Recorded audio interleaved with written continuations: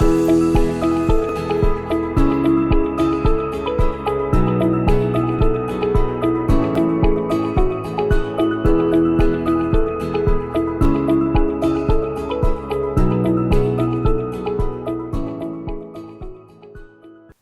viewer, welcome to Health Now Show, your health friend.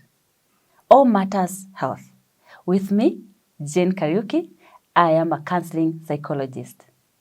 My viewer, you remember last episode, we talked about epilepsy and so many things about epilepsy and all the misconceptions in our communities. And I promised that today, the next episode, which is today, we are going to talk about autism. Autism is a condition that has a lot of presentations, a lot of symptoms, and sometimes it's misunderstood. And as I promised, we are going to look at it, and the person to take us through it is Dr. MAUREEN. You remember? She is a pediatrician, neurologist. She's not new to us now because she was with us last time. And I'll allow her to come in and greet you, and then we can continue with it. Dr. MAUREEN, karibu sana. Thank you so much, Jane. Yes. I'm very excited that you've invited me again to talk about this very interesting topic about autism. Yes. Yes. All and, right. Thanks again. Karibu sana. Asante. I'm very excited because when we talk about autism or issues to do with children in our communities, we find that sometimes some of these things are misunderstood. And having you with us, talking about children, it really gives me a lot of joy because it is very, very important to pass this information. We say in the show that we are creating awareness in the communities. We are sharing information and sharing information with the people that have it. Because when we have it and we share, then it goes and helps somebody. True. And that is why I'm so excited today. Thank you. So that we get to the meat of this topic. Yes. Autism in children. Kindly define what is autism. All right. So autism is what we call a neurobehavioral disorder. Yes, it's a neurodevelopmental disorder, and it's characterized by several things. So one of the things is that children with autism, they have something we call issues with social communication. So they're not able to communicate what they need with others. So you'll find that actually one of the first things that people see is that the child is unable to, they may have delayed talk and delayed speech. Okay. So they talk much later. Or you may notice that, let's say, for instance, a 10-month-old should be able, when you're calling the child, when you say, let's say the name is Mary. Mary, and the child is 10 months, they should be able to look at you. They won't respond, but they'll look at you when you're calling the child. So a child with autism will not be able to do that, will not be able to respond to the name, for most of them anyway. And they're not able to communicate their needs in an effective manner, and they don't have what we call nonverbal communication. So for instance, you've seen a child who is deaf. Yes, a child who is deaf will show you what they want. We'll tell you that, as in, we will not talk, but we'll demonstrate to you that this is what I want. Like if they're hungry, they'll point to the food and things like that. A child who is autistic will not be able to give you that information that by pointing or by indicating. What they may do is that they may take your hand to reach out to that object. So for you, you are the tool to get the object, but for them, they're unable to say, to point to that thing. Yeah. So that's how you can differentiate, let's say the child is not hearing versus the child is autistic, has autistic traits. Also, it is also characterized by what we call restrictive repetitive behavior. So they tend, for those ones who can talk, you may notice that they keep repeating things. Like if you tell them, get for me that book, then they'll say, book, book, book. something we call echolalia. And then they also have some traits that you will notice in terms of how they move, their movements. So they may have things, they may want things to be the same, and they may also have repetitive movements anytime. So for instance, when they're very happy, you may see them flapping their hands and doing things like that. So in broad now, the definition of autism now comes out to be neurodevelopmental condition that is characterized by issues with social communication, so the things that we're talking about, talk and nonverbal communication, and also characterized by repetitive behavior and restrictive behavior. Yes. So what I'm hearing you say, Daktari, is if a parent sees that the child is holding your hand, yes, and taking you to the issue or to the item that they require, you know there's something. There could be something. Usually it's a combination of all these three things. So for you to make a diagnosis of or to say that a child has autism, it has to be, yes, they have that lack of nonverbal communication, whereby they can't be able to tell you what they want, and they can't, even if they can't speak, they can't be able to demonstrate it by using nonverbal cues.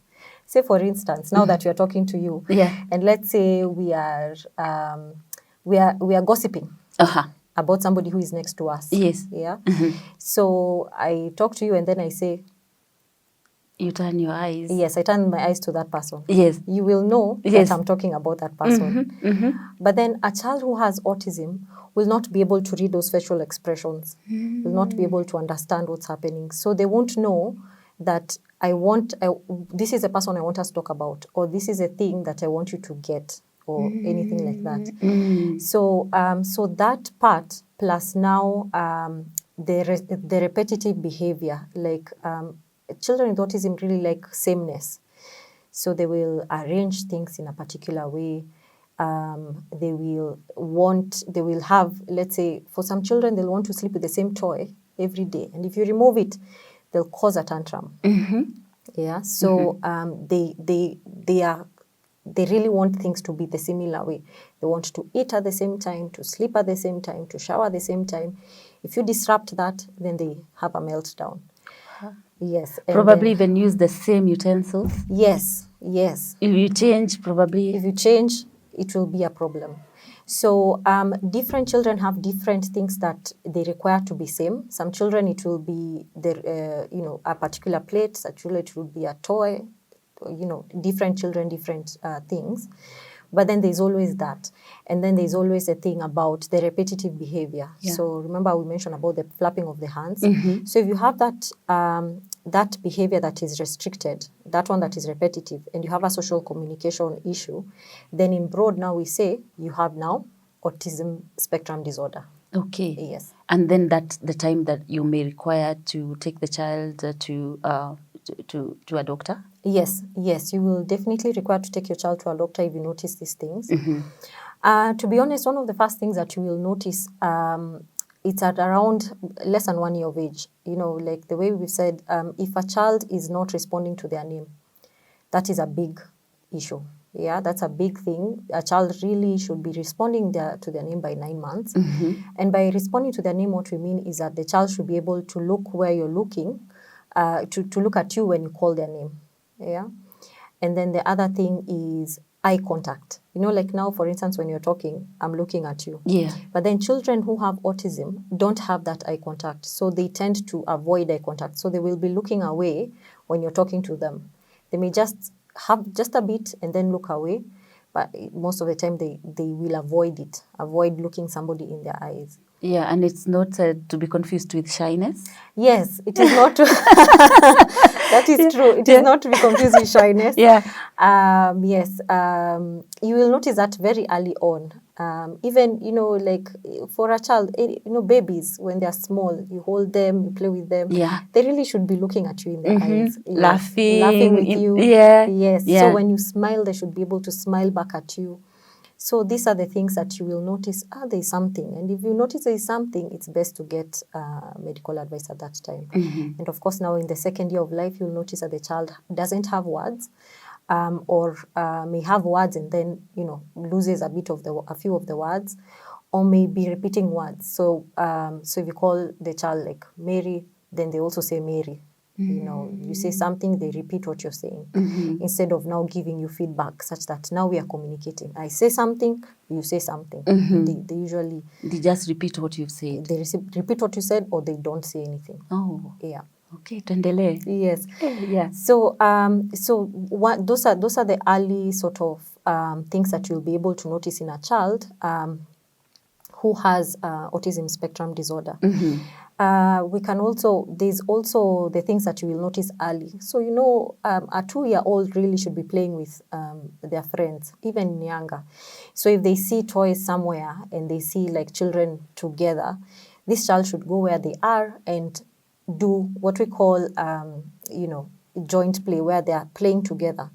So an autistic child usually will stick away from the group. So that child will want to play by themselves, will not want to play with other people. They have what we call self-play. So when you see, your child really doesn't have eye contact, was not responding to his name, is not really communicating to you the way you would like. So there are some autistic children who actually speak, but then they don't have what we call... the back and forth. I speak, you speak. Yeah. Yes. They may just be talking. They want a topic, and they will go through that topic. Peke yao. Peke yao. So if you want to say, let's say, for instance, we're talking about, like now we're talking about autism. Yeah. But then now I am fixated. I want to talk about epilepsy. And then we will just go through that talk. You try bring me back, but no, I'm fixated to this topic. Yes. So you'll really struggle with somebody to bring them back on track. Yes. If it is something that you're pursuing. Yes, that you'll notice that difficulty because they don't have that back to forth. Then the other thing is, let's say for instance, when people are when we're talking about something that is together with us, like let's say for instance, it's something that's making me happy in this book, and I want to show you that, this picture is making me, this is the thing that I want us to talk about. So that child will not have joint attention. So meaning, if I bring that book, to the child, and then like I bring that book to you, then I say, so you will look at this, exactly what you're doing now. Exactly what you're doing. Like I'm looking at the book. Yes, you're looking at the book. Yes. But then now a child with autism will not be able to enjoy this common thing that I am talking to them about. They will not look at the book. Like, come, let's enjoy this book, let's enjoy these pictures. No, they won't have that joint attention. I think that is something that really needs to our parents probably to be very keen on that, because sometimes we start giving them books and quite early pictures and all that. So probably you could just look at the camera and tell the parents some of these things. All right. Yeah. So one of the early things in terms of autism is, honestly, in the first year of life, is what we call being able to respond to your name. So if you call a 10-month-old by their name, say the name of the child is called Mary, and then you call them Mary, that 10-month-old may not be able to say yes or respond to you calling them, but they should be able to look at you. Yes. So that's usually a big thing. If the child is avoiding to look at you in the eyes, seems to avoid eye contact, that's also one of the red flags.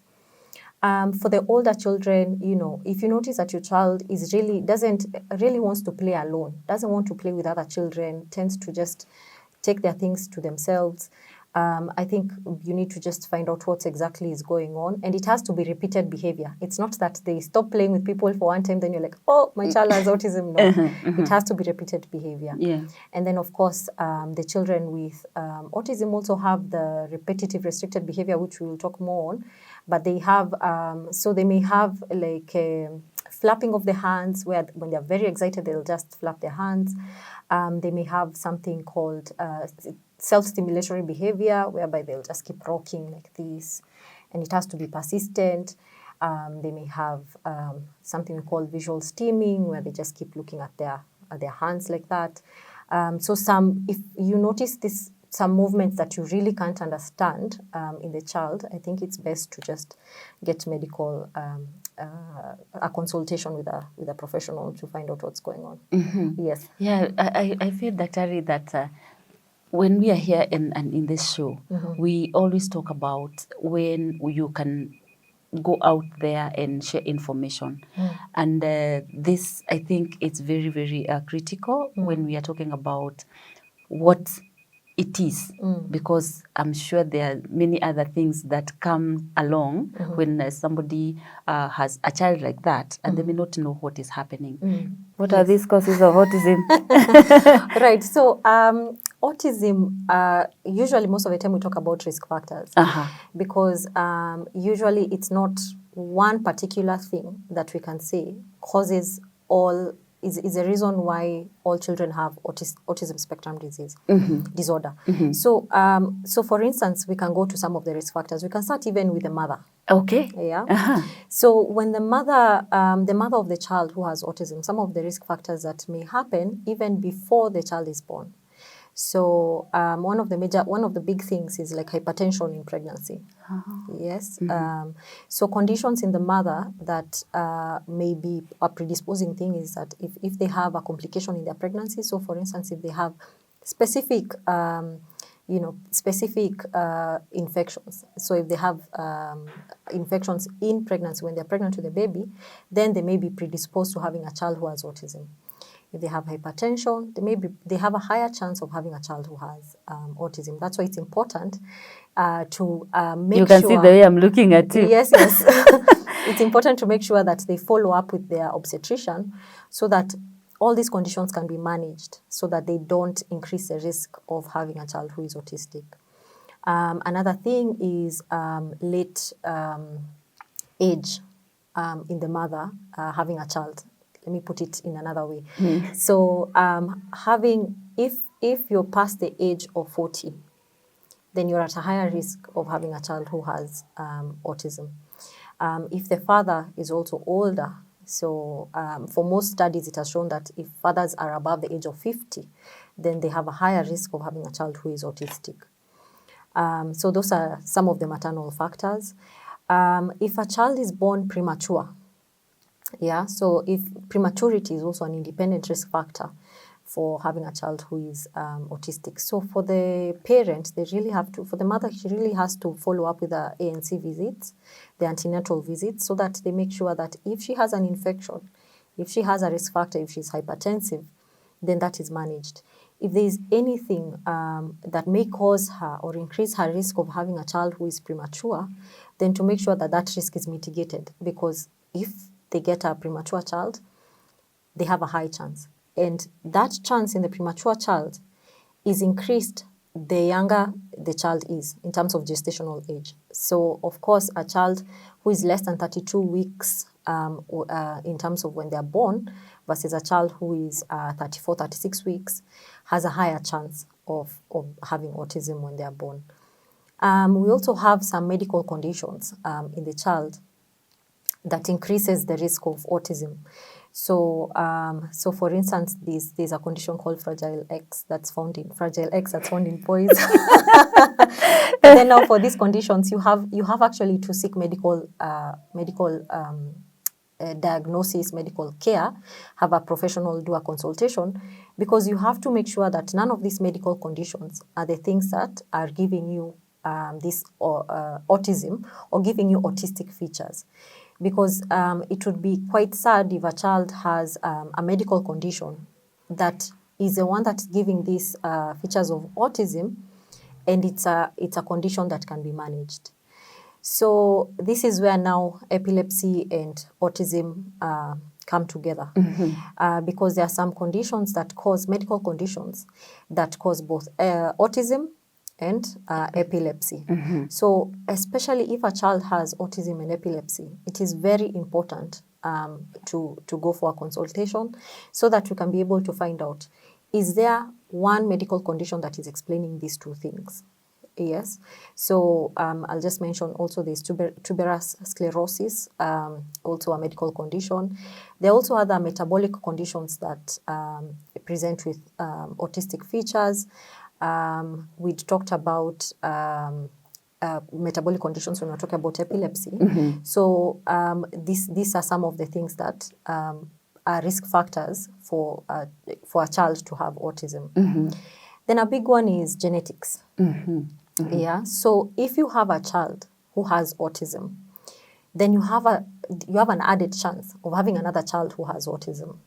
Yeah. Yes, because genes, genes, there's a hereditary feature to genetics. Yes, it could be that that's the only child, to be honest, because maybe it is that child's genetics that has predisposed him or her to having autism. But then there's also the one where it runs in families, where you'll find, the aunt, they had a child, and then now the other one had a child, and they all have autism. So that is also a very big thing, yes, in terms of genetics. Right. So we also have structural conditions that are predisposed to autism. So if you have, if you say, for instance, if you had meningitis, yeah, when the child was younger, got meningitis, and then caused a particular injury in the brain, then that child could also have autism spectrum disorder. If they had, let's say, a tumor in the brain, and then they could also have those features of autism, even after it's corrected. There are also some specific conditions, like the way we'd mentioned about tuberous sclerosis, that are in the brain that also give you features of autism. Yes. So in terms of the causes, or let's say risk factors of autism, we can also divide them in the same way. So we can say the structural causes in the brain, metabolic conditions, and then we can also talk about, pregnancy and the risk factors in the mother, genetic conditions, and medical conditions now in the child can also be a major thing in terms of autism. Now, one of the big things is, as we said, is autism and epilepsy. Yes. Yes. Yeah. So autism and epilepsy also share genetics. There are some genes that are specific to both conditions. So that's why we say if the child has autism, it's very important that we make sure, even in the history, in how the patient presents, we make sure that the child doesn't have epilepsy, because those things usually are very closely related. Because, in a child who has autism, they have a 20 to 30% chance of having epilepsy. And a child who has epilepsy has an even greater chance of 30% of having autism. So when one is discovered or diagnosed, then it is also very important that the other one is checked. Yes. So that when treatment is or management is going on, you're complete in Very terms true. of taking care of both, if both are there. Yes. But there could be, I guess, some situations where it is one that is there. Yes. But in the event that both are there, then Yes. the child will be helped better. Yes.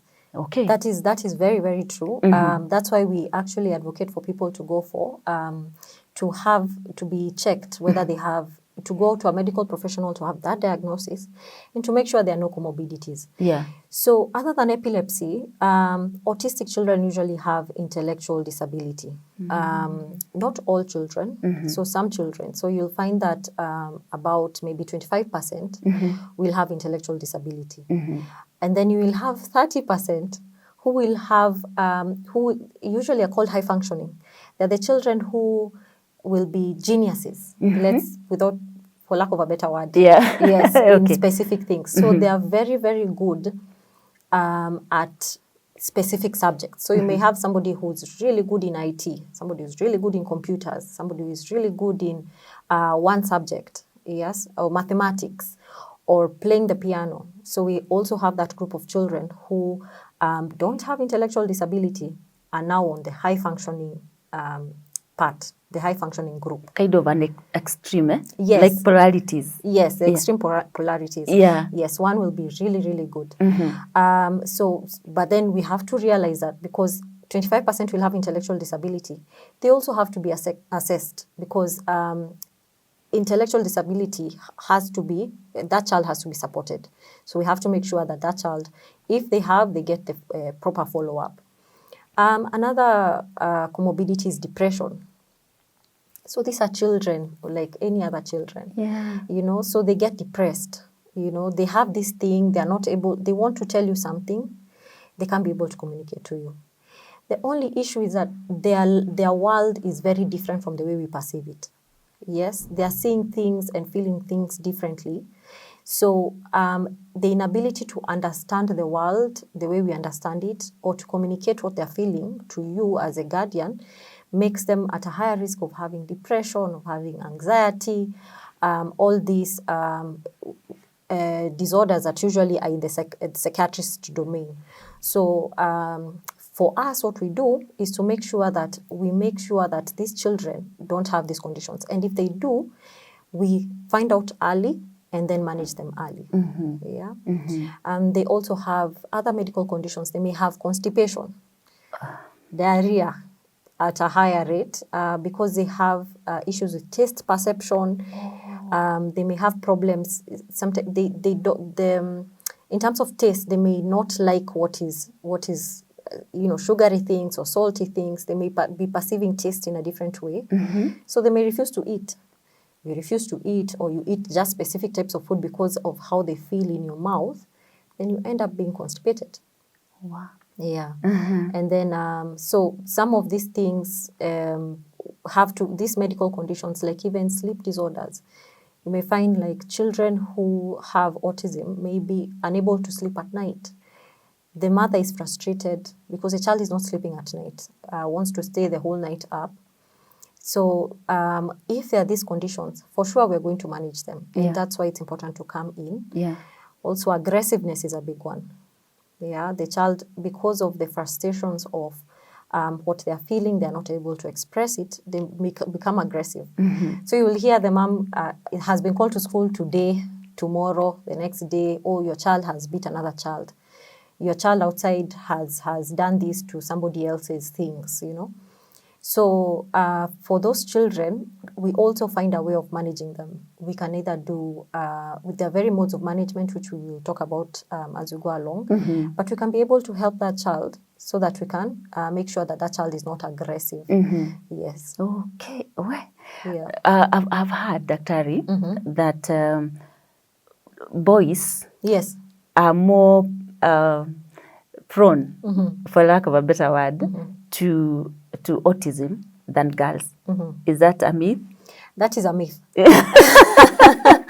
That is a myth. That is what I've heard in the community. Yes. Actually, the misconception is that only boys get autism. That's one I heard. Yes, I heard that more boys get autism than that's girls. True. Yeah. That's true. Yeah. So in terms of the prevalence of autism, more boys definitely have autism than the number of girls who have autism. But usually, it's not that girls can't get autism. Yeah. Girls are very good at hiding their autism. Oh. Yes. So it is easier to diagnose autism in a boy than it is to diagnose autism in a girl because the girl finds coping mechanisms. Yeah. Girls are strong at birth. Girls are stronger. It's known that, that is the case. So now, in terms of even finding coping mechanisms of dealing with what others may perceive as their weakness. Say, for instance, in terms of social communication, girls may find other ways of dealing with that such that you're thinking that your child is, fine because they're communicating to you. They're talking, they've gone that extra mile and they're able to talk to you. But now, if you look at the content of what they are saying, that's how now you'll be able to diagnose it. Yes. So you may be able to have a conversation with them, but then they will stick to their topic. It won't be let's talk together. Yes. And say, for instance, now maybe for the autistic boy, they will now avoid you completely, not want to talk to you completely. Then I think the boy would be better in terms of help. Yes. Because the girl, if Yes. you're hiding, it may take longer for the parent or the caregiver Yes. to identify what is going on. That is true. So it will be a disadvantage to the child, That is so to true. the girl. That is very, very true. It's a disadvantage to girls because now, you know, autism is a lifelong condition. So despite the fact that, let's say, you've not diagnosed it at when the child is younger, you will see these issues come up in adulthood.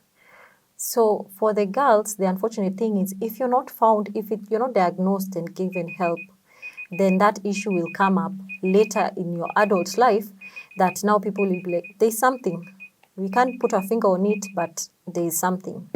Yes, so for you to live your full life, it is important that you're diagnosed, your child is diagnosed, to be able to, you know, live with the condition. Early enough. Yes. Early enough. Yes. You talked about months. Yes, months. In months you can tell. Yes. Yes. Tuendelee. Right. So so the good thing about getting an early diagnosis is usually you're able to get all the interventions that are necessary. So we've said all these comorbidities of autism, they're able to be managed. You know, the aggressiveness, the constipation that comes, all these things can be able to be, a healthcare professional will be able to tell you, okay, so this we can manage the lack of sleep, the lack of social interactions, finding ways to counteract those behaviors. So for sure, the earlier you know, the better it is. Yes. Wow. Viewers, I'm sure you are learning as I am. And this is just going to be part one because we are yet to go through the next one. And we are going to look at more of the symptoms, and we are also going to look at how do we manage and some of the misconceptions that come in our communities. And I'm also still requesting you that you get to our Facebook and YouTube Health Now show and just give us this feedback. Tell us, what is your experience with an autistic child, or what have you observed and you cannot understand? And as the doctor is talking, you are saying, yes, my child has been behaving like that. My child does not look at me straight. My child is repetitive. So continue writing to us and giving us this feedback, and I believe that it will be help, because as we say, and I keep repeating this, is that we are here to share information, to sensitize you as our viewer, to sensitize you and share information with you as our community so that we can live healthier and better lives. And we'll stop that for this part, and then when we return, we'll come to do the second part on what we are talking about, autism in children. Bye for now.